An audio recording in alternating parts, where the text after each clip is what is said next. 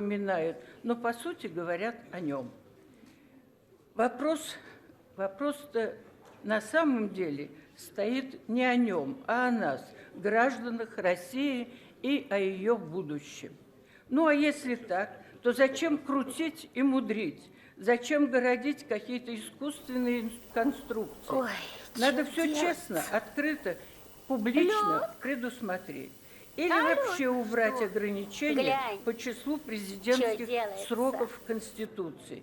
Или, если этого потребует ситуация, и самое главное, если этого захотят люди, заложить в законе возможность для действующего президента вновь избираться на эту должность, уже в соответствии с обновленной Конституцией. Ты, сучка ты, крашена.